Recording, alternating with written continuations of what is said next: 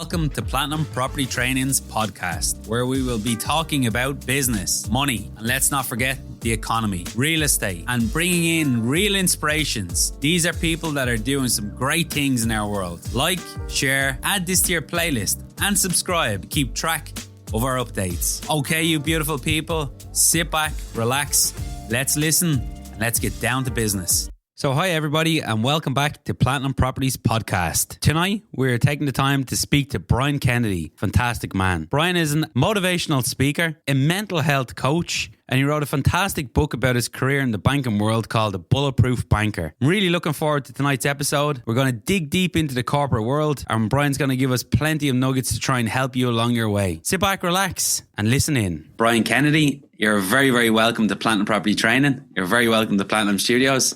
And we're going to try and dig into a little bit about your life and what you've encountered along the way. And you've read a fantastic book. So we might talk a little bit about that tonight as well.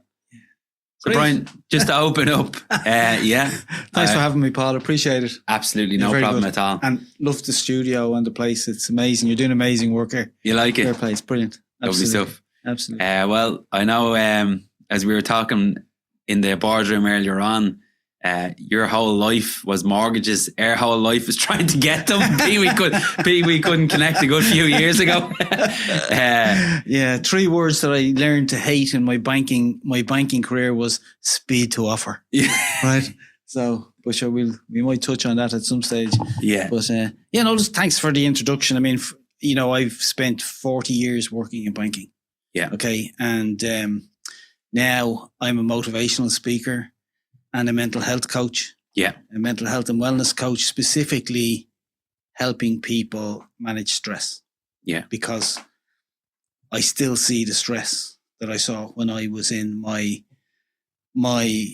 work. Okay. And I wrote the book, The Bulletproof Banker, for everybody, but specifically for men, if I would say that.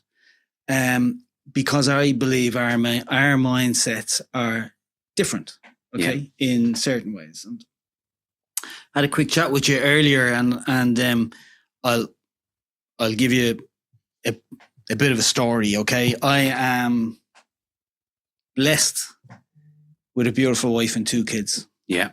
I'm the luckiest man in the world. And I say that anywhere I go to speak, when I speak as a motivational speaker in companies. And I truly, truly believe that, okay? But I wasn't always aware of that. Yeah. Okay. And there's many reasons for that. And if we start at the start, where my early educators, different to the way the education is done today, hopefully, thankfully, okay. But it will show you, this will show you how important it is that if you're a manager today, if you're a leader today, I would like people to listen to what I'm going to say. Brilliant. Because the way in which they deal with their staff and manage their staff and bring their staff with them is very, very important, not only for helping people to succeed, but the damage that you can do to people's mental health. Yeah. Right. If you don't do it correctly. So I sit here in front of you with my grey hair. Yeah. The oldest man in the room. Yeah. Okay. Well, that's where we learn. Right. Yeah. And my early educators, taught me fear and shame and guilt. Yeah. And what happened was, if I didn't get a question right, I was put standing at the top of the class. Yeah. I was put standing in the corner. And what I learned from that was, it's not good if I don't know the answer. Yeah. Okay. And if I'm standing in the corner and I'm feeling sorry for myself and having a little pity party for myself and I start to sob, my early educator would come and probably, give me a little dig in the back and say, "What are you crying? Mm. What are you crying for? Are you a girl? Mm. Men don't cry. When you grow up, you have a responsibility. You're going to have a family, and you're going to have to look after this family. Yeah. You're going to go into a corner and cry." Okay. So you learned, don't show emotion. Showing vulnerability is failure. Okay. And that's at 5, 6, 7 years of age. Mm. And in that educational system, I moved into a private college when I got older, and the education was even more brutal. Yeah. Okay. I could tell you what teacher, what color the electrical tape the particular teacher used on their leather strap or their cane that they used on us when we didn't know the answer. Yeah. Okay. So you learned you had to have the answer. And I brought that into my adult life subconsciously. Yeah. Not really realizing that I was doing that. Mm. And I think that's what a lot of men do. Yeah. Possibly a lot of ladies do it as well. But men in particular, we do stuff like that. And I had this urge in me. I had to succeed. Mm. I had to succeed. Not that I would put my foot on somebody's neck to get over them, because I felt that when I went for a job interview, we were all equal. The best person, naive sometimes enough to think that the best person would get the job. Mm. Okay. But I wanted to succeed. I badly wanted to succeed. I desperately needed to succeed. And any job I got, I was promoted in. Mm. But any job I was in, I was always looking for the next opportunity. Okay. Which is not a bad thing, by the way. Yeah. Okay. It's not a bad thing. But the way in which you think about it, the way your mind is, your mindset, your self-awareness, all that kind of stuff is very important when you're going along in your career, whether it's in property or whether it's in banking or whatever it might be. So bringing that mindset into my corporate career, I wouldn't let anything get in the way. What do you mean, Brian? Well, I've been in 7 armed robberies in a banking career. I've had a gun to my head, a knife to my throat. You know, I've had my head slammed into the safe. And depending on the time of the day that robbery happened, the branch would reopen and Brian would stand in front of customers again and serve them like nothing happened with a smile on his face. So pause a second there. Yeah. Someone runs into the bank. Yeah. Puts a gun to your head or the staff's head. Yeah. Police obviously come. Yeah. Investigations start. Right. And Brian decides, no, the branch would reopen. Fuck it, let's go again. The branch would reopen. And because you just start serving away. On, and we would serve customers again. Now, the thing is, talking about being a leader,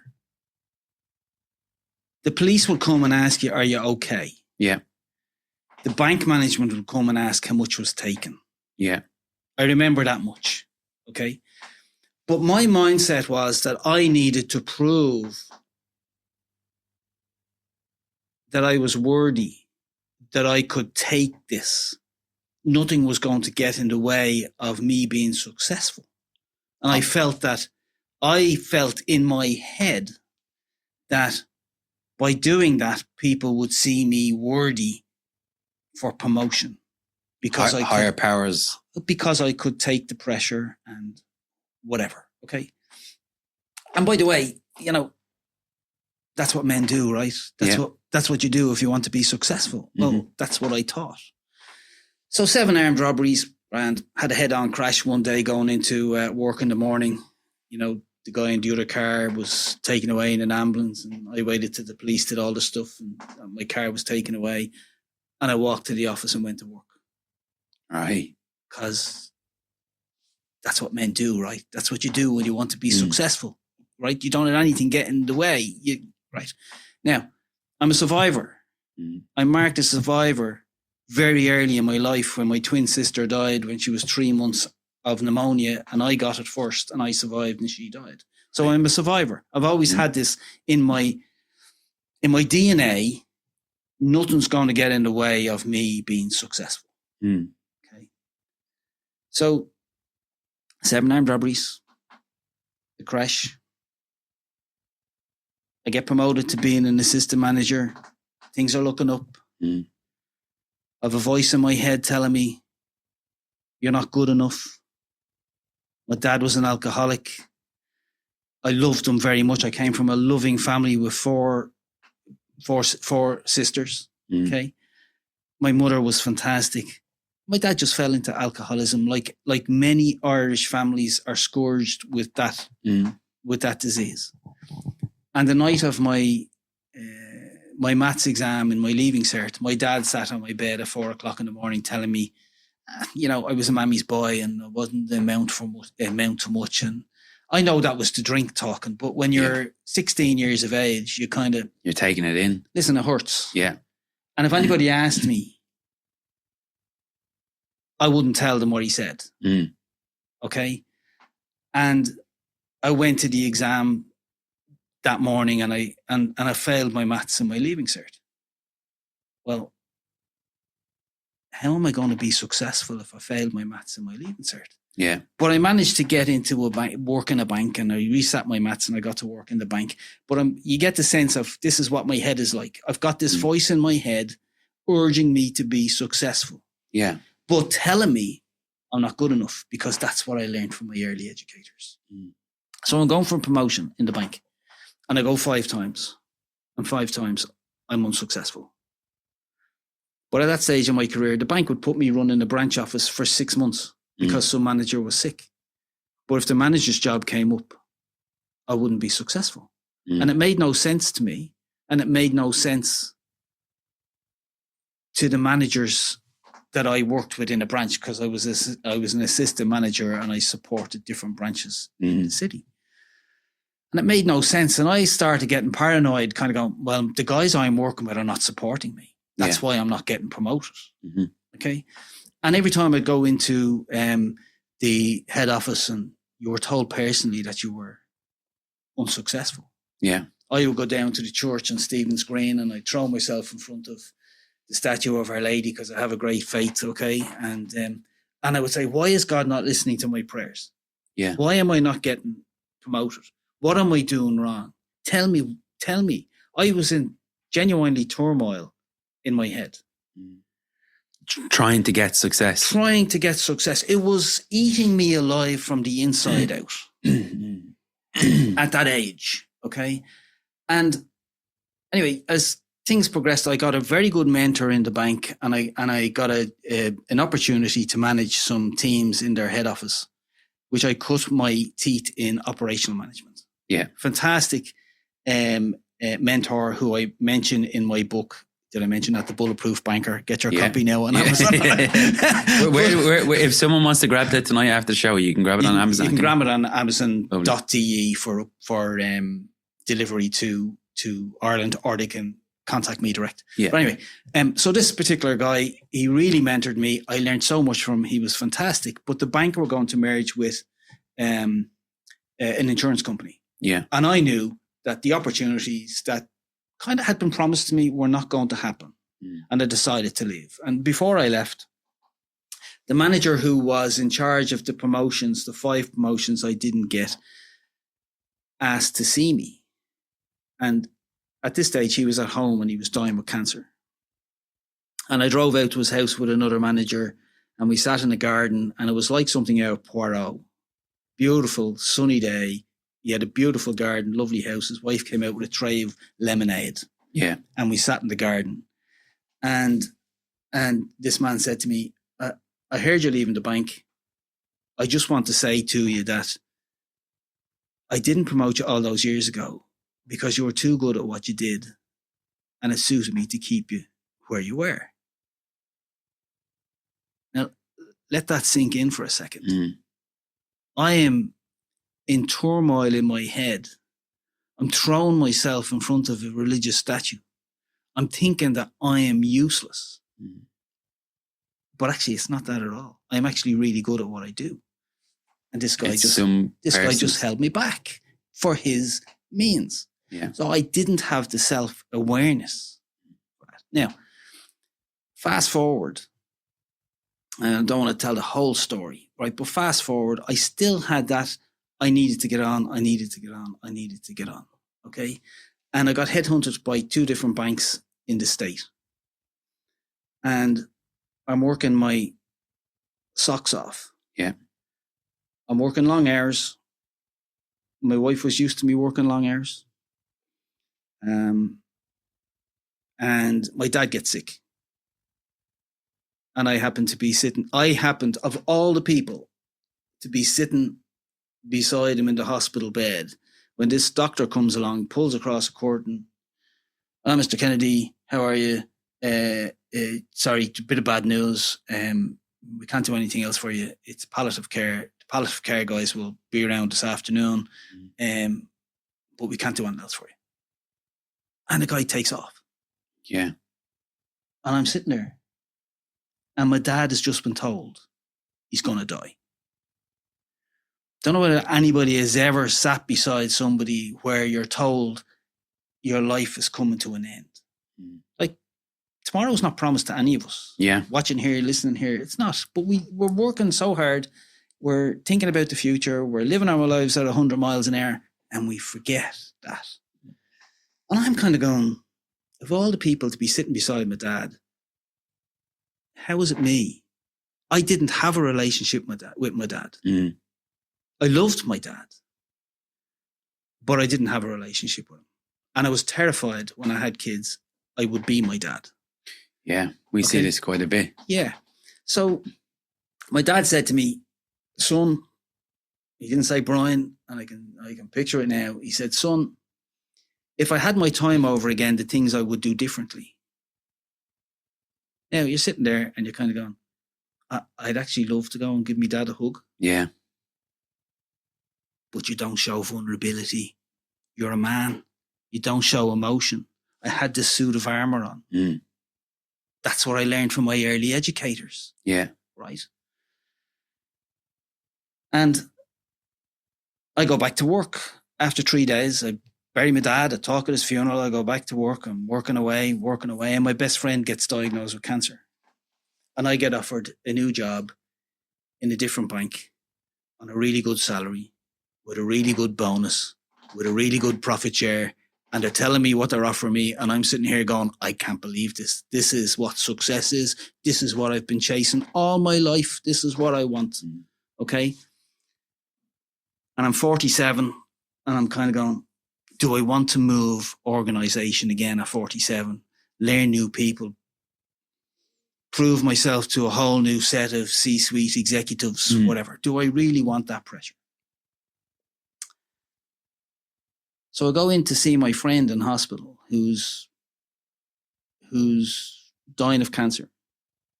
And we're sitting there, the two of us, and we used to walk the beaches of Wexford together. And I ask him, do you think I should take the job? Where's my self-awareness? Talking to my best pal, dying in a hospital bed of cancer. And I'm thinking about my future and my career, and should I take the job? Yeah. Right. Okay. You see what's going on in my head? Yeah. See what's going on in my head? Right. Didn't ask me how it... Where men are like this, right?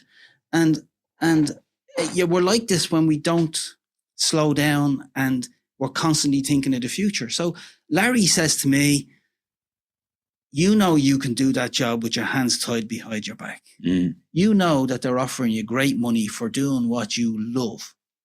Okay? Getting people mortgages, by the way. Getting them into their houses. Right? Okay? And I took the job and we buried my friend and I spoke at his funeral and I went and worked in this bank and continued working at 100 miles an hour. And in 2010, when I was getting 300 emails personally a day, managing the back office function for two banks owned by a UK parent. Yeah. A certain thing happened one day. I had told them that they needed to take some work out of my teams. We were trying to do the daily work and we were trying to do projects. You can't do projects and the daily work. It just...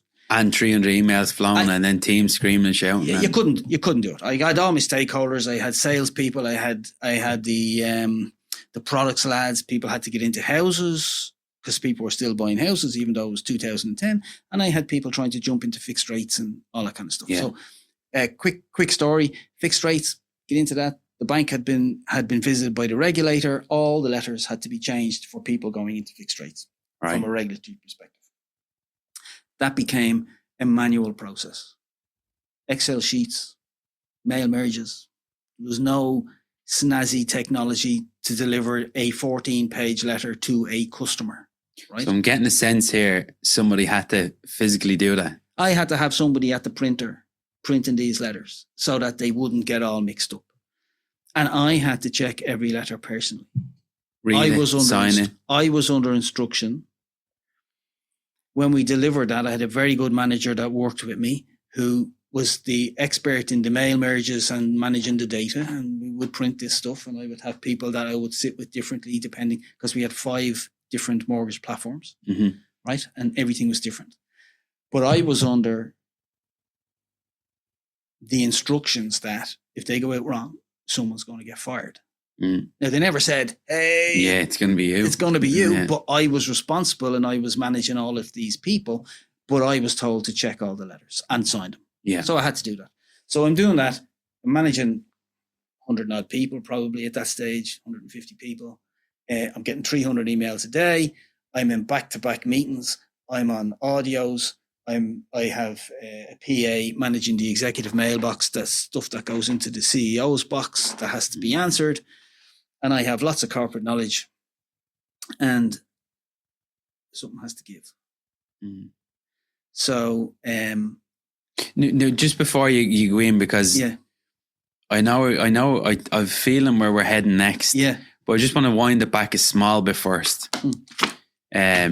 When you go back to as far as your dad, with the and you were open about the alcohol that he brought up, and maybe the abuse he had there. Very good man, but just caught an addiction. Yes.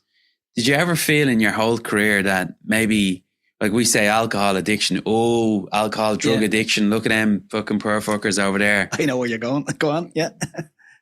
But you got an addiction. Absolutely. I had a to-do list, and I say it in the book. I had a to-do list the length of a football field. Yeah. Okay. Every time my dad had a drink, he got a dopamine hit. Yeah. And he would have another drink for. Every time I got something off my to-do list, I got a dopamine hit. Now, that's the reason why I'm asking you this. Absolutely. Because without a shadow of a doubt, Paul, I got a dopamine hit, and I would work 90 hours a week to get something else off my to-do list. And I realized, and okay, so something had to give, and I suffered mental exhaustion. Yeah. My brain was fried. The doctor told me I needed to stop. I needed to slow down. I needed to get away from a computer. I needed to get away from a phone. I needed just to rest. Okay. So I realized later, right, with my counseling and stuff, that I was doing to my family through work what my dad had done to us as kids through drink. Right? I was present, but I wasn't present. Okay. Now, to anybody listening to this, what I'm saying to you is, I would get a phone call from my family and I wouldn't answer it. Not good. Okay. I would be told there's a school play on. Will you be there? It starts at 7:30, 6:30. I can't go. I've got too much to do. Would always be my first response. That would always be. I love my kids. Now I would get there, but was I there? I was physically there. My phone's in my pocket, on silent, on vibrating away in my pocket with stupid stuff that people are chasing me for, because there was no boundaries. You could get an email, you could get a phone call at any time. This was just the environment that we were working in. Okay, because everybody wanted a piece of. You want your loan offer. There's a problem. Brian Kennedy runs that department. You've Brian Kennedy's number. You're going to give him a buzz. Get the job done. To get the job done. So, I came home from when I did that particular day where I just knew I needed some help. I got in the car and I drove home, and I don't remember getting home. I just remember pulling up outside the house. Okay, and I explained what caused it in the book, but I got home and I went into the house and my wife looked at me, and I'm 40 years with Martina. We're together since we were teenagers. She's listening. I love you, sweetie. So we should have given her a link. But I went into the house and, Martina can read me like a book. And she just said, "What's up?" Okay. And she brought me into the sitting room, and I sat on the couch, and I just said, I don't know if I can do this anymore.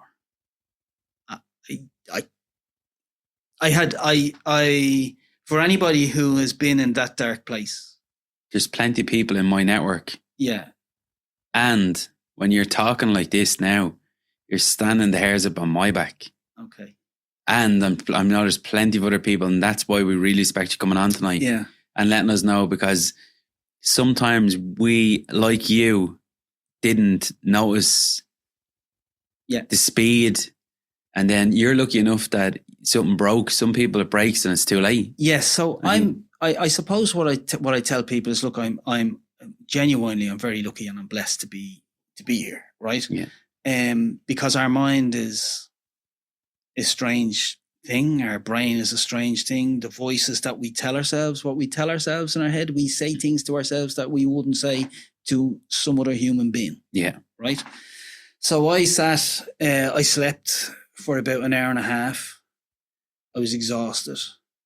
Don't remember going to bed. Don't remember much about that weekend. Monday, I'd gone to the doctor. The doctor on a Saturday refused all medication. I didn't want medication because I had this thing about my dad. Yeah. And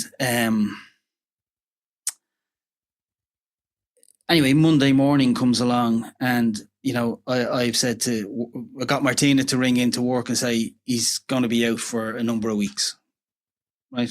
And so that alone to you is like complete failure. You know you're not there when you hear that, like complete and utter failure. My Cedric is the voice in my head. I named him. Yeah. Okay. I named him so I could manage him. So when he's telling me I'm useless, when he's telling me that my early educators were right, I wouldn't amount to much, that I'm a mammy's boy, that I'm, a crybaby.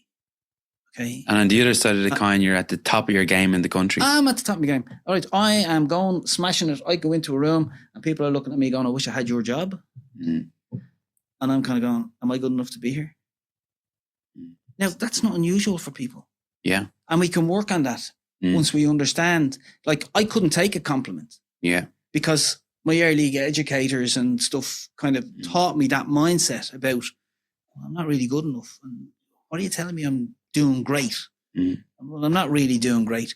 But you see, if you gave me an objective, I would take that objective to the next level, right? So how would I explain that to you? I was a pretty handy footballer. I just played at a decent level. Yeah. Okay, I had a football trial in England. If I played football, I was a different animal on the football pitch in sport. Yeah. I was a completely different animal. I'd go across that white line, I would be the most formidable soccer player, rugby player that you could meet. And my wife hate watching me playing football because I was a different person. I don't know you. I don't know you. I would kick people. I would be aggressive. I would be a completely different person. But I couldn't bring that. I don't know whether I wanted to bring that into my corporate life, but I couldn't bring that confidence. Yeah. Right? But if we won, I'd be ecstatic. If I didn't score, I'd beat myself up. If we lost, I would beat myself up. Even if I scored and we lost, I'd beat myself up because I didn't score another goal or whatever. See the mindset and the voice in my head telling me all this? So you're probably going, Brian, you're a basket case. Well, I don't know if you were sent here by someone or, did someone pick you out just to come here, because we're living and breathing this. Yeah. And I mean, the beauty about this conversation tonight, this is going to go out to a lot of people, and a lot of people that are very successful, and a lot of people that may be trapped, because it's usually a lonely game to let everyone know. Yeah. And sometimes if you can't manage them expectations, it's everything that you're fucking talking about. I'm like, shit. Well, I think I'll shut this shit down now. Me and you need to go upstairs and bolt that door and figure out what the fuck is wrong with me. Well, the gas thing is, on the Monday morning, my wife was gone to work and Martina was very worried about me, I have to say. And I'm kind of going, look, I'm okay. I'm okay, right? well, I'm not really okay, because you're never going to tell the truth in that situation. Yeah. You know, my voice is telling me I'm a failure. My voice is telling me I have been found out. Yeah. I am in rock bottom. This is flying around your head now. This is my head telling me, ha ha ha. Yeah. You're an idiot. You've been found out. See, see, can't take it. Be shamed now. Everyone knows now in the absolutely. Bank. Right. Can't show vulnerability.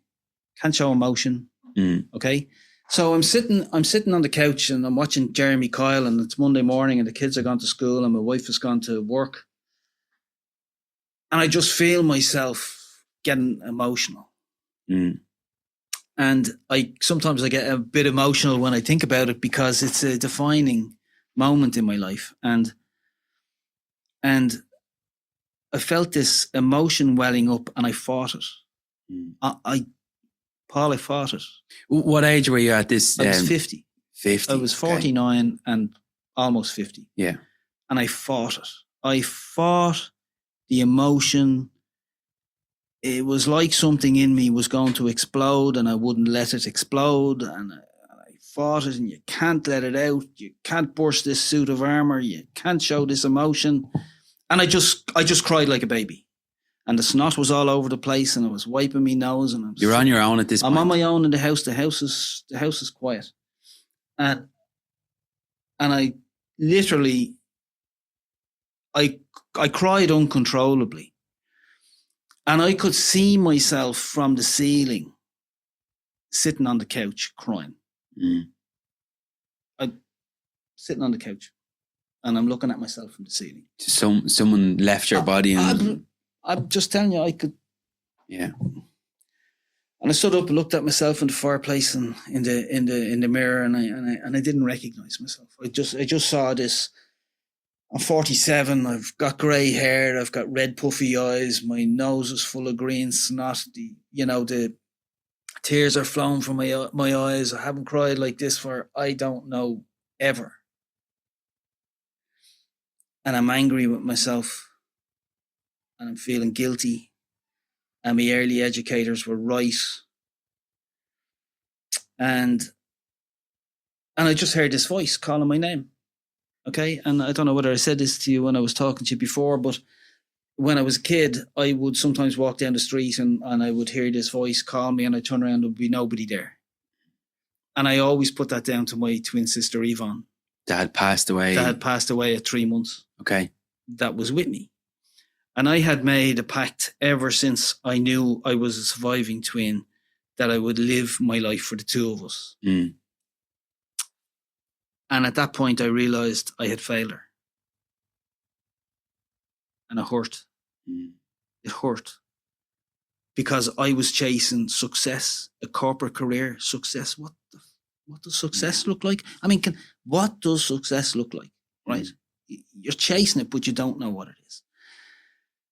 And something told me to go out into the garden, and I went out into the garden, and I won't tell you the full story, but I had this interaction with a little robin in the garden. And from the result of that interaction, I decided that I would get rid of all the negativity in my life, and I would have compassion for myself, and that I would believe in myself. And I would tell Cedric in my head that he can go and take a hike. You can say it loud and clear there. There's no issue here. And the thing was, I accepted Cedric. I was no longer going to fight Cedric. I was going to welcome him into my head, but I was going to manage him. Okay. And I did a lot of work in over the coming number of months where, I went to some counselling, and the funny kind of, hey, listen, it's not all doom and gloom, but a funny story in my counselling, I always wanted to run a marathon. I told the counsellor, and I had been, soccer player, rugby player. I was a sprinter. I was a winger, and you don't run marathons to lose your speed. And I always put it off. And this thing came to me: hey, why don't you run the Dublin Marathon and give back? Run it for the hospice, whatever it might be. And I bounced into the house this day, and I said to Martina, "Great idea." I said, "This is April, okay?" And I'm kind of going, I'm going to run the Dublin Marathon in October. This is when, so just so I'm going to counselling for mental exhaustion. You're absolutely exhausted mentally. Yeah. And your brain's telling you, let's go for a big challenge now. Let's go, right? And Martina said to me, now bearing in mind, she knows me like a book. Yeah. Okay. What? You're suffering mental exhaustion, and now you want to exhaust the rest of your body. Are you insane? You definitely lost them now? Right? Now, Les Brown will tell you, sometimes when you have a goal in life, the people who you respect, love, and look up to will tell you shouldn't do things. But I'm here to tell everybody it's your goal. Yeah. And once you can take a moment in the present, then go for it. Okay? And I went for it, and I ran it, and then I became an ultra marathoner, and and I gave back by raising money for the hospice and stuff like that. But I guess what came out of all of that was I came back to work. The first thing work did was put me on a thing called an action contract, which was the first step for disciplinary, because I had been out of work for 14 days, over more than 14 days straight. Yeah. And I'm going, hello? I suffered mental exhaustion working here 84 hours a week to try to keep the show on the road, and now you're putting me on a disciplinary. 84 hours a week I was working. Fuck. For a considerable period of time. And if you figure that out, that leaves 168 hours in a week. Yeah. And you've dedicated 84 of them. I'm up at 5 o'clock in the morning. I'm going to bed at 2 o'clock in the morning. I'm getting 2 or 3 hours sleep. I'm not talking to my wife. I'm not talking to my kids. I don't realise that, by the way. Okay. And when I was off sick, my kids asked Martina, had I been fired? Because they never saw their dad at home. For that period of time, unless we had gone on holidays. Right. So I was there when they were leaving for school, and I was there when they were coming home, and they're going, what's going on here? And when you were on holidays, were you there? No. Not at all. No. Sure, when I was on holidays, and all the letters that I had to sign had to go out, and I delegated it to somebody else, and the letters went out wrong. Yeah. And I got a phone call when I was in the States, and the blood drained from my face. And my wife will tell you, when I took the phone call, she knew there was something up. This was obviously, before I suffered the mental exhaustion. This was the pressure that I was under. And Cedric was telling me there, see, you let somebody else do it, fuck it up. Yeah. See, what now? Now you're screwed. Now you're going to get fired. Yeah. So the problem is that when you don't set boundaries, how can I put this right for people? So how would you put this? Your career is on the wind down. The madness is over. How would you put this into? I know you've been obviously motivational speaking, and the madness is over, Paul, because I've decided when I'm going back to work, I have realized what's important. Okay.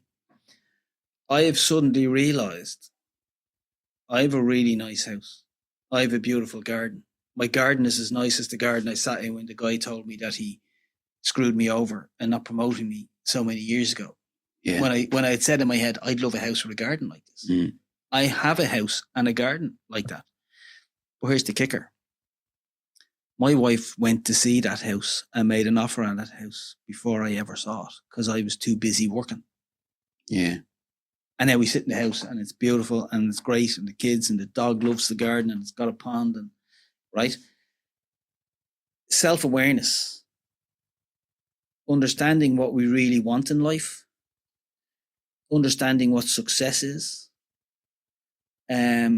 taking a moment. I don't mean to smell the coffee or smell the roses, okay? But, you do not need a crisis in your life to change your life for the better. No, and that's what I'm trying to say. You are one of the lucky ones, I know. Blessed. But again, you're going to, I'm not saying the word prevent, but we're all on that. I really, truly believe when we talked earlier on about maybe an alcoholic or someone that's on drugs, I look and I'm like, oh, okay, well, I'm in a suit today, but I'm as fucking bad as him. Yeah. Because I'm doing these things that you're talking about. Yeah. And maybe sometimes when you're that going ahead, like how does a young Paul Green or a young member in their group, or maybe someone that's dealing with a crisis from the bank, how do we now learn from this? Like, how do we learn from your crisis to that we don't? Okay,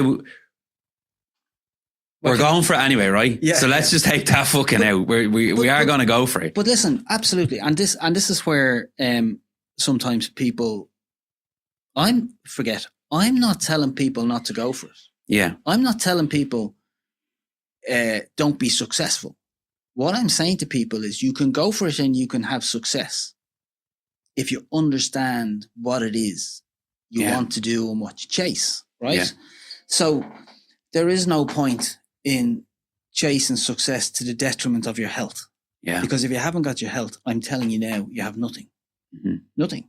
Yeah. Okay? Because everything will collapse if you don't have your health. So I coach people every day of the week who suffer with stress. I help them identify their stressors. I don't give them advice per se. Mm-hmm. They learn that by the questions that I ask them. Yeah. And by them looking at their lives to see what it is. Now, you either want to change or you don't. Yeah. I worked in a very fast-paced environment. I went back into work, and what I had to do was set boundaries. Okay? Some of those boundaries were, if you think I'm a bit soft in the head now, and I can't take the pressure, and you think you have to walk around eggshells around me, and let's mind Brian, right? That's none of my business. Why do I care what you think about me? People will listen to this, and some people will go, "God, that was great." Some people will say, "Don't know."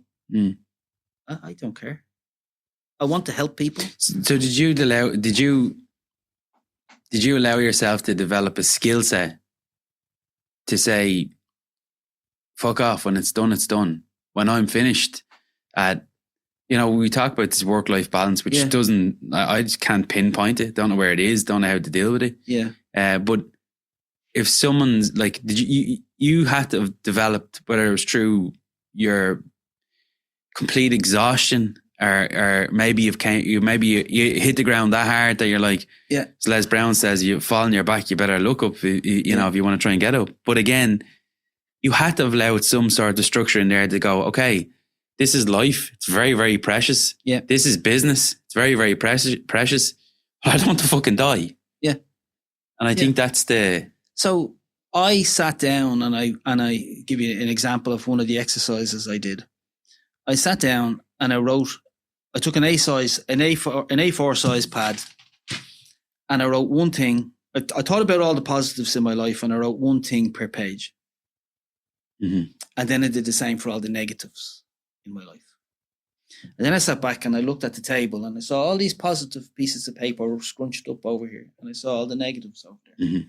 And I went to the negatives, and I decided I was going to get rid of all those negatives out of my life. And I did. Mm-hmm. And that's where the setting the boundaries go. You have a pal. You spend 2 hours on the phone listening to his problems. He doesn't take your advice. Mm-hmm. You're exhausted after the call. Mm-hmm. Why do you continue doing it? I know it's a pal. Mm-hmm. But we all have responsibilities. Why are you exhausted after you, right? Mm-hmm. So some of those calls that maybe happened once a week became once a fortnight, became once a month, became once a quarter, then don't happen. Yeah. Because I didn't want that in my life, and I set a boundary, and I didn't do that. And I looked at all the positives, and I looked at all the things that were positives in my life, what was important to me in my life, why I was doing what I was doing. Okay. And then I said, okay, well, I don't want any more promotions in work. Yet, a couple of years later, I ended up being the boss of the department because there was all this stupid restructuring going on, and they asked me to do it for a couple of months, and I did it for a couple of months. But I would have taken somebody's arm off years ago for that job. Yeah. but I had no interest. But here's the thing. Recovery is a long period. Okay. 5 years after I had finished my counseling. Yeah. I'm running an ultra marathon. And I can hear the music. If anybody's listening has run a marathon, you can hear the music from the end. Yeah. Okay, so this is a 63 kilometer ultra marathon around the hills and mountains of Connemara, and it's a fantastic race. Guarantee, if anybody's listening, do it. Yeah. You'll learn so much about yourself. Okay.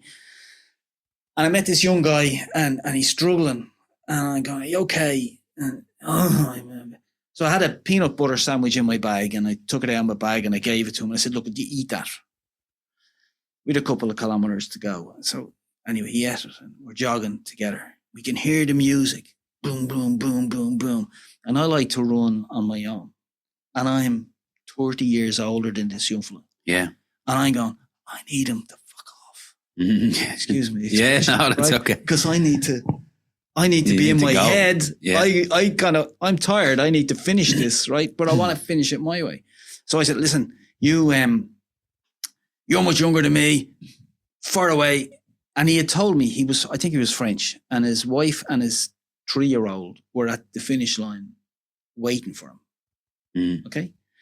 I said, look, your family are waiting for you at the finish line. Go, whatever. Sure. I'm plodding along here doing my own thing. I didn't care about the time. It was all about just doing it for me. Yeah. Enjoying it and mindful running and one foot in front of the other and taking in the scenery and all that kind of stuff, right? Anyway, we're coming down and we're coming near the finish. This is like maybe 15 minutes later or half an hour later. And I see this guy. And I'm closing in the finishing kind of straight with every stride. Yeah. And I'm going, I can't take him in the final stretch. His wife and his 3-year-old are there. Absolutely. But the old Brian would have smashed that. Yeah. Wouldn't have cared. Wouldn't have given a crap. But I have more compassion. Yeah. I'm more mindful. I'm more in the moment. I understand the importance of what that means to this young lad and his wife and his little kid. Yeah. I'm going to get a kiss off Martina at the finish line anyway, because she's there for me at any marathon finish line that I finish. But that's the difference in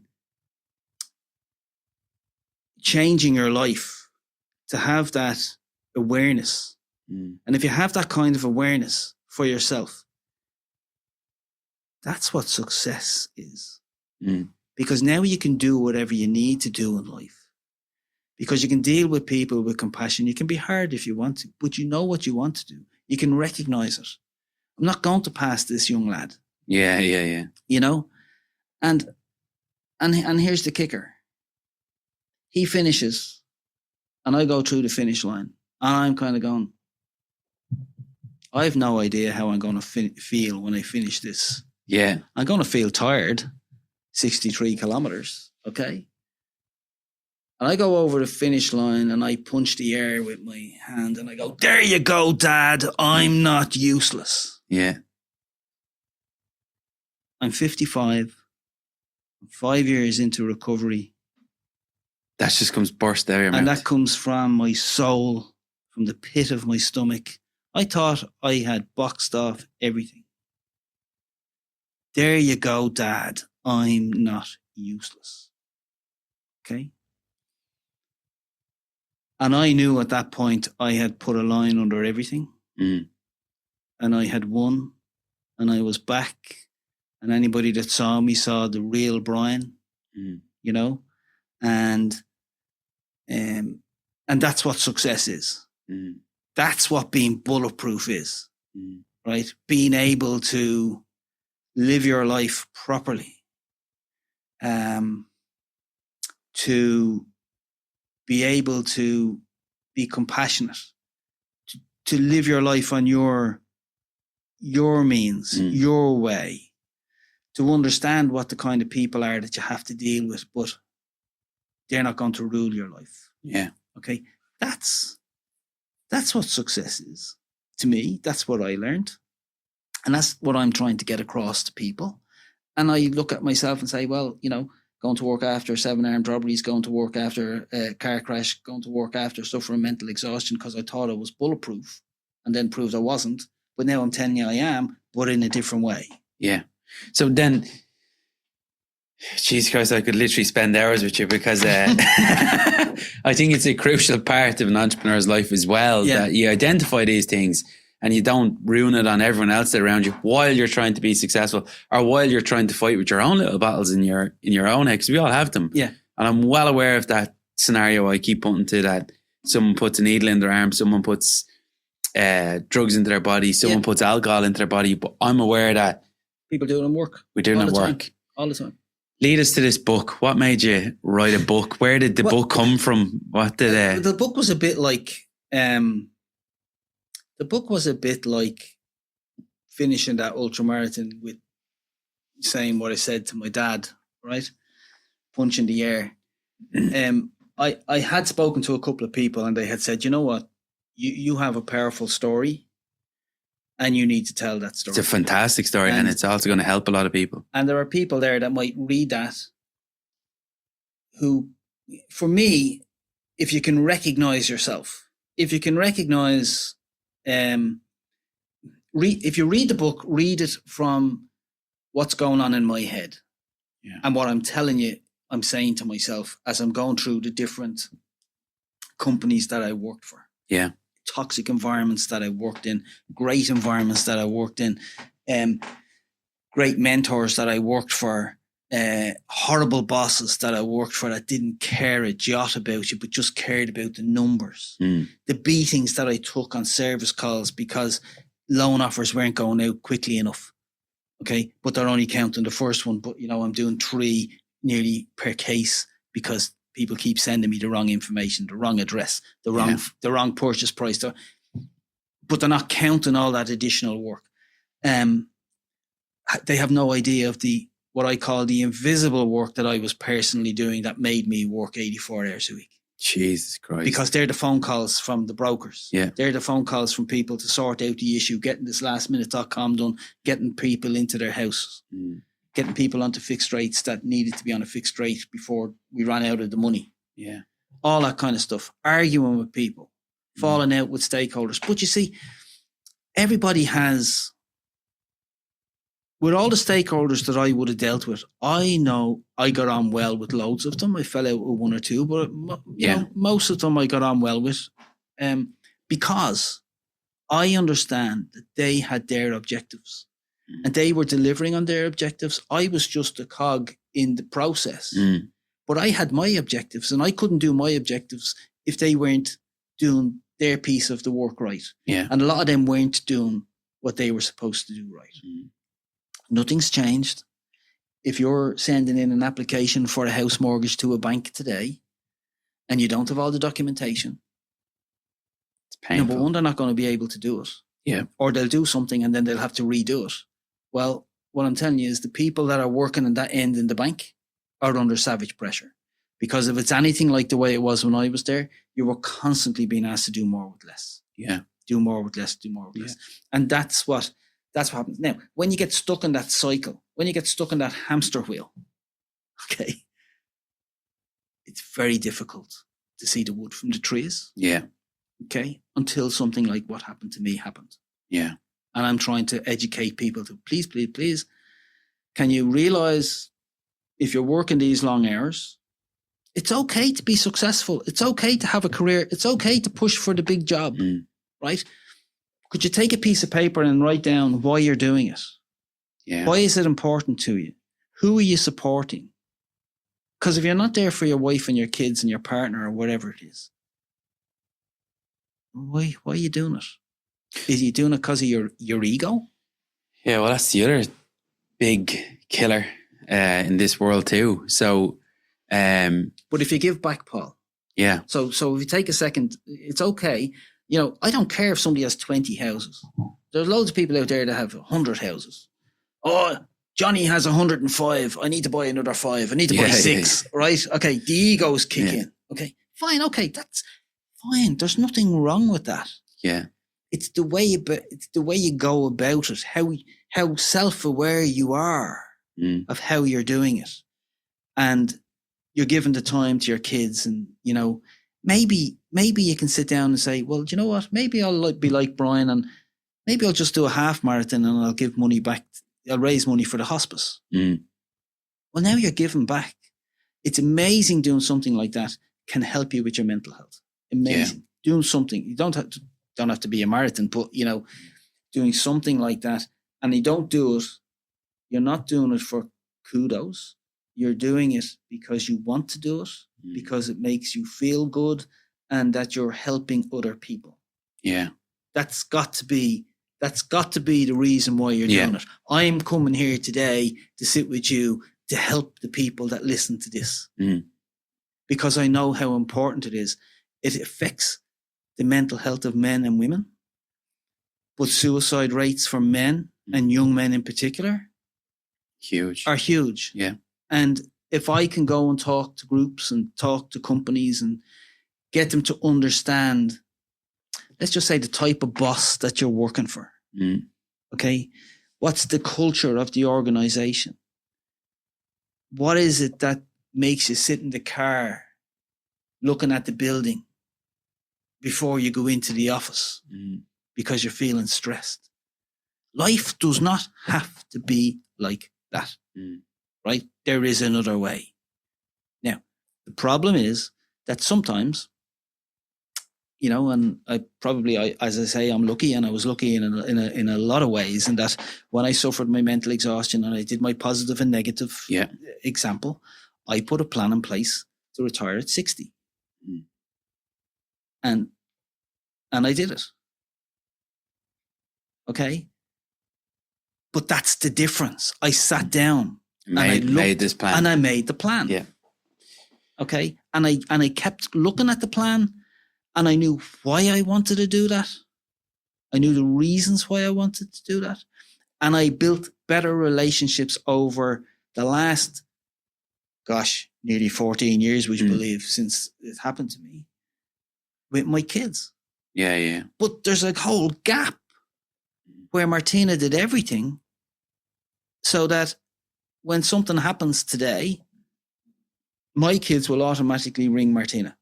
They're adults now, by the way. They're crazy. They're in their 30s and they're in their late 20s, right? I don't mind that, because I understand they do that because I wasn't present. But I have special relationships with them, with them all, and we do things together, and they'll ask me for my advice. You know, I'm back into this. I'm back into the point where, you know, my kids think, actually, Daddy does know something. I've gone beyond that. He doesn't know anything. Peace. But like, they do ask me some advice and stuff, and they've been very proud of the book, and it's good because they've read it and they understand and they know more about me.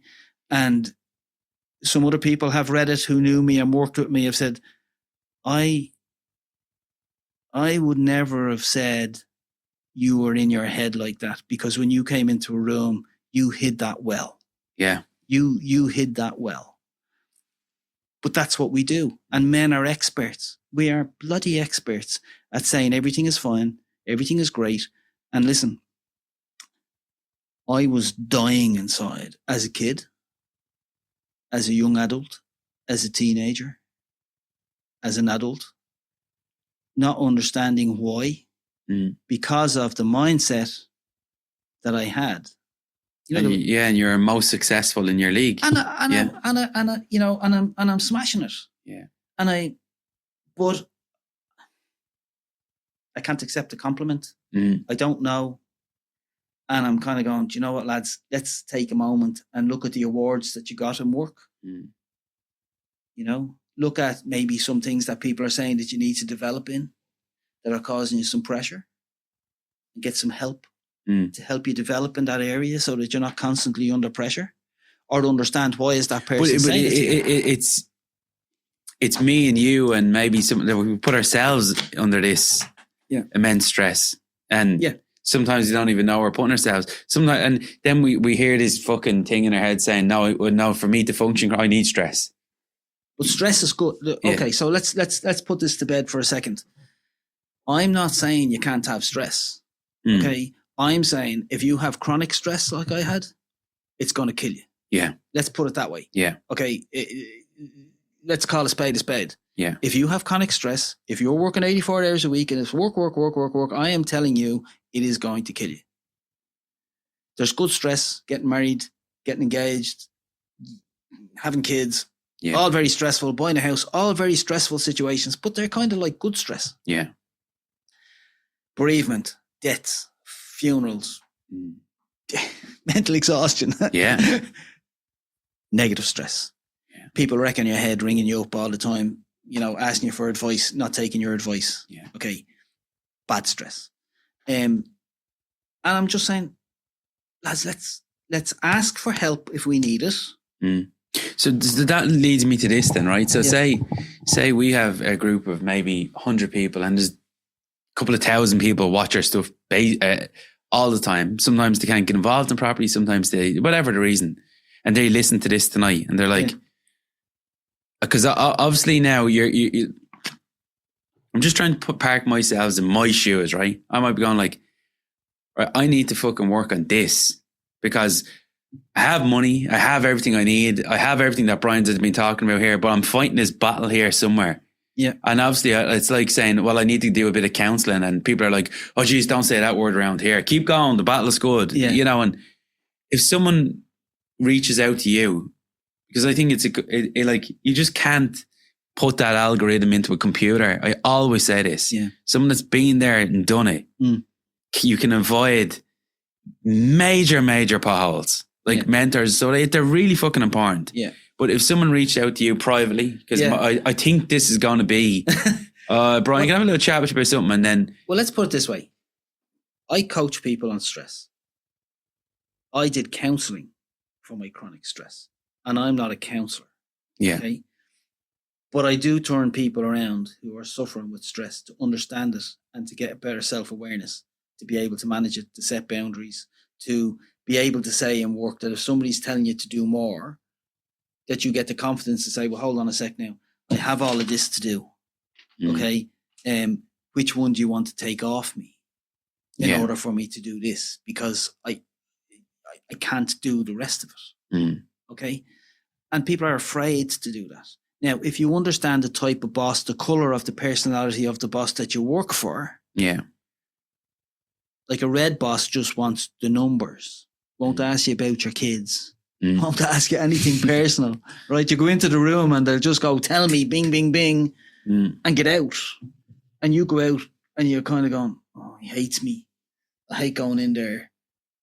But if you understand that that's his or her personality, you go, okay, well, that's not me. That's just the way he is. And I'm just going to go in and I'm going to give him the numbers or her the numbers. Yeah. Right. And you have another boss who kind of go, how are you? How's the baby? They remember the kid was sick 3 months ago because they have an interest in their people. And you'll have a bit of a chat. Okay, you won't spend an age talking to them, but you'll have a bit of a chat and you give them the numbers and everything is great. Yeah. We talked offline earlier on about a couple of financial companies, which I think, I know a lot of them. Some are great guys. Some of them are really, really understaffed at the moment. And then you've got a lot of people like me and ringing in, and yeah, some of them are great leaders. Yeah, they obviously work in this space very hard to understand it, because sometimes as a boss, you're like, we have to get this done. Yeah. I don't have truckloads of money. We have to get that wall up today. Yeah, we have to get the other side out. But I think, but communication is key in that part. Yeah, the way in which people communicate and understand and deal with the people that they're dealing with. So if you have to have a wall up today, it's your problem. How to put this? It's probably your problem if the builder goes, "Oh, that's a big surprise." Okay, so that's down to communication. Why is it down to communication? Well, because Paul's too busy to have told him 48 hours ago that he needs the plan. But if you have the time and place where you sit down and you plan this and say, "Okay, this is where we need to be. Do you understand it? Yes. If there's any issues, come and talk to me." That takes some stress away. Yeah. Right. If you build a trust with the people who you're managing and you say, "I'm with you, I have your back, but we need to deliver this. Mm. Please tell me if there's a problem. I'm here to help you. So identify a line of communication for them. Right. So so part of also success is like you looking after the well-being of the people around you. Yeah. Imagine if all the people in your workplace were happy and happy clappy. You know, it's not always going to be unicorns and, you know, rainbows in the sky. That's why there's 3 hinges on all my doors. but you know, supporting those people and fostering a positive culture and environment. Yeah. People will walk through a wall for you. Yeah. Right. And you will be happier in your work. But you see, the problem is that we're so busy living our lives at 100 miles an hour. Mm. All of a sudden you're telling this guy that wall has to be up today and you're giving him a couple of hours notice. Yeah. And then there's an argument. Mm. Well, take responsibility for that. Yeah. Take responsibility for your life. Okay, I had to take responsibility for the fact that for many years I felt a victim over what my early educators had put in my head. Yeah. And then I took responsibility for it and said, okay, I'm not a victim anymore. You know, I'm a man. I'm a grown person. You know, why am I worrying that person doesn't like me? Yeah. Why? What? Why? I don't care now. I don't care. I think I'm an asshole. Fine. Yeah. Why am I going to lose any? Why am I going to lose any sleep over that? Why? Yes, it kind of hurts if you think people doesn't like you. But you know what? There's a difference between letting it eat you away from the inside out and saying, you know what? Okay, I understand he doesn't like me. So what? Accept that thought that comes into your head and then say, I understand that he doesn't like me. That's not the end of the world. And you let it fly off into the sunset and you move on with your life. Yeah. Fantastic. Absolutely brilliant. And I mean, literally, I'm going to ask you, Ozzy's saying 5 to me. I don't have a clue what he's talking about. I'm in a different zone. He's waving 5 because what? Maybe he wants 5 extra parts, but I'm going to ask you a favor because we had a fantastic night tonight, and I know this is going to really, really, really resonate with all my members, every single one of them. We're all fighting a little battle that we have parked over here, and we're just thinking, yeah, well, on Instagram and Facebook, they see us doing all this thing, and we're working very successful, and over here we're bag of shit maybe or crumbling, and we're not enjoying family life. We're not enjoying, and take something like that away, you're like, oh fuck, that's gone now. So it's opened up that whole world for everyone that's in our network tonight to let it identify and let it piece out. Maybe people are. Maybe they take that a lot serious than I'm thinking. Maybe you're at the stand the hairs up on my back for the stuff that I need to work on. Maybe you need to come in here and work with my whole team and get things fired up. If you think very simply, how happy am I today? And I'm not doing this happy clappy thing. Okay? I'm just saying, how happy am I today? What's making me miserable? Is everything miserable? Well, then I need to do something about it. Because life's too bloody short. How could I, with my lack of self-awareness and emotional intelligence, sit beside my best friend who was 46, dying with cancer, and ask him, should I take a job? It's great, That is, Lack of emotional intelligence. Okay. Lack of awareness. Lack of empathy, and Jesus, I promised him I'd look out for his kids, and I still do. But if you take that as an example, guys and girls who's listening, right? If you're at that stage, if you think you would do that, something wrong. You need help. But look, read the book, right? If you read the book, try and be in my head in what I'm telling you, because there's other stories in there about going into a house where I got locked in a house with a customer and he wouldn't let me out and locked me in a room with his Doberman. Funny stories in there, right? But you can get that on Amazon. For delivery to Ireland, unfortunately, you have to go to the German site, amazon.de. Or you can contact me directly through LinkedIn, send me a message, and you can Revolut me. I have a few books. If you're interested in what I do, you can visit my website, bjkenomotivation.com. It's a bit of a long thing, bjkeno. We'll get Tara to put that out to our mailing list too. And I'd be happy to kind of try and help people. But yeah, if you can just take a moment tonight to write down, what does success look like for you? Mm. I can guarantee you, it's not the 500 houses. Mm. It's not the lending of the 500 million or whatever it might be target. Okay. It's So I'm going to struggle to write that down. How happy your kids are, how happy your wife is, your partner is. What are you doing for them? What can you do to give back in this world? And dare I say, if you weren't here tomorrow, would anybody in this world know you were here? My twin sister died at 3 months. I promised her when I was old enough to realize that we spent so much time together in the womb that I would live my life for her as well. Mm. And through my madness and 100 miles an hour, I forgot. And through my breakdown, it came back. Right? Now, I have a faith. I am a bit religious. I'm not mad. Mm. But I have a tattoo on my arm. I was going to ask you about this thing. So I'm asking you again, just before, because I know this is great. I have to ask you to do part 2 of this, because I think this could go on for hours. But if you'd agree in a couple of weeks' time to come back and do part 2, because what is that tattoo? Because I had to, you're an interesting man. I have a tattoo of number 16 on my arm. And actually I have some marathon tattoos on my calf muscles, right? Because I decided that I would mark my body after I came out of a very dark period of my life. Yeah. Right? And 16 does not reflect that I'm a Manchester United fan or a fan of Roy Keane. Yeah. Right? It's a 16 that refers to Psalm 16 in the Bible. Right. Which is, I would put my life in the hands of Jesus. Yeah. And God. And he would put me on a path that would be the right way.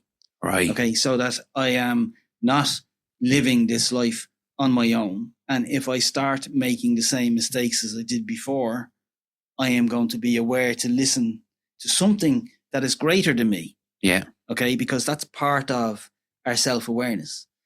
I'm not saying people have to believe what I believe, but if you believe that there is something greater than us, that put us here, that made us, that whatever you believe. Yeah. Because everybody's different. Yeah. Right. Mine is just that I believe that God will put me back on the right track and keep me there. And for me, I am doing my utmost that if I wasn't here tomorrow in this world, that people would remember me for giving back for the hospice or kids with congenital heart defects or for writing a book that helped other people. Or 100% for writing a book that will definitely help other people. Yeah. That's fantastic. And that's it. But look, thanks a million for having me. I really absolutely appreciate it. We like... So my thought shoot now you have me thinking I have to be careful what I say. And but my thought was like, I'm going to ask them all them questions about the banks, how to get more money out. And I was like, shut up now. I'll have to do part 2. Let Brian get to know me a bit better. Because I know you're obviously an interesting world. And again, someone locking you in a room. I have to read this book. Yeah. Someone locking you away. I'm presuming that was involved with someone with stress of money and stress of different things. So and that was hopefully you come back for part 2. That was back in the day in... the early 90s, okay, when let's put it this way, before I got to really not like the industry that I made my living in. Yeah. If I put it that way. Yeah. Okay. Because banks left this jurisdiction not because the banks couldn't make money. It was because their parents believed they couldn't make enough money. And they sold loans to different parties and they made lots of people redundant. Because so they were making plenty of money, but somebody said they're not making enough. You need to make more of that. Yeah. And you've got to understand that, there's 5 million people in this country. This is not the UK. Yeah. Now, I firmly, personally believe if somebody had the foresight with a sovereign wealth fund or something, they could have gone in and they could have bought one of those banks. Yeah. Okay. And the assets. And we all know the property is a cyclical thing. And they could have made money. But I have always been of the opinion that when I sat there and I lent money to people for 25 years or 20 years, that the institution I worked for would be there to help them through thick and thin. Yeah. And unfortunately, that is not the industry. Yeah. And I think that needs to change. Yeah, definitely. And I think people struggle in the industry with that value system and that morality part of what they have to make a living. Yeah. And but anyway, look, that's what we will get into in part two. Is 2008, 2009. You were well involved back then, and absolutely, it'll help other people as well to. And people don't realise, Paul, that you got in a taxi to go somewhere, whether it was in Ireland or whether I would have gone over to the parent in the UK. Are you here for the day? Are you what do you do for a living? Well, I'm an ice cream seller. Yeah. I'm in Riverdance.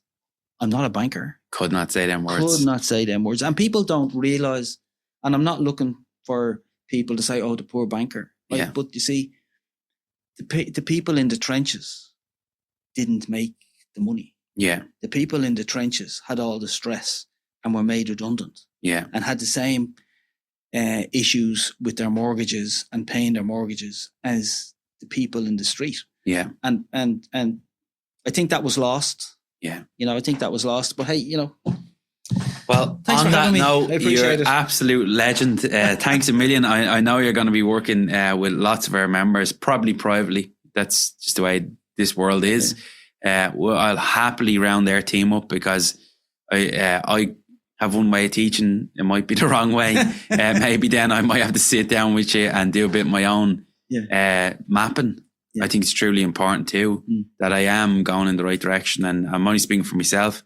And then maybe if other members get in there, read the book, download it off Amazon, maybe link out to Tara. She can connect you with whatever way you can collect them or sign them or post them or package them. Or look, it's very important we get it out there. What's the fee in the book? What's the price of it? The price, it's a tenner. Tenner to read it. Yeah. You undervalued that. You mustn't have learned too much in the banking industry. You see, this is the thing. I didn't for money. I didn't write that to make loads of money. Genuinely, that's, if somebody wants to buy that and they come to me direct, it's like a tenner with £2 postage. Jesus Christ. And hey, knock yourself out. And, if somebody wants me to go into their company and talk to their staff and they can recognize themselves in what I'm saying. Yeah. And let's be fair, some companies don't want people like me going in to talk about stress because they want their people stressed to the 9th degree. Farm. And they don't realize that they ain't getting the best out of the people when they're working in those toxic environments. We'll finish up on this one. And again, thanks a million for doing this. It's really, really important to us. It really, really helps us. When you said at your darkest moment, you're just bringing back thoughts in my brain of different things. You were sitting on the chair and you said, I could see myself looking down in the darkest moment of your life, looking down from your ceiling. Yeah. Do you feel yourself now looking down on your book and probably a better part of your life now? The book was very emotional to write. Yeah. And when I sat with the editor to read it back, I was crying. Yeah. Because the funny thing is our emotions are, our thoughts affect our emotions and our emotions affect our reactions and things like that. And there are things in it that, they're dark moments that bring me back. And I just hope people can feel it. Yeah. Can feel it. Right. But the other thing, I just very quickly, I've a thing in there about my mum, who was a great supporter, and I loved her to bits, and she died. But a death of cancer killed her, and I watched the way she died with dignity and respect and a great faith. Yeah. And I learned that when my time comes, I will never be afraid. Yeah, yeah. Okay.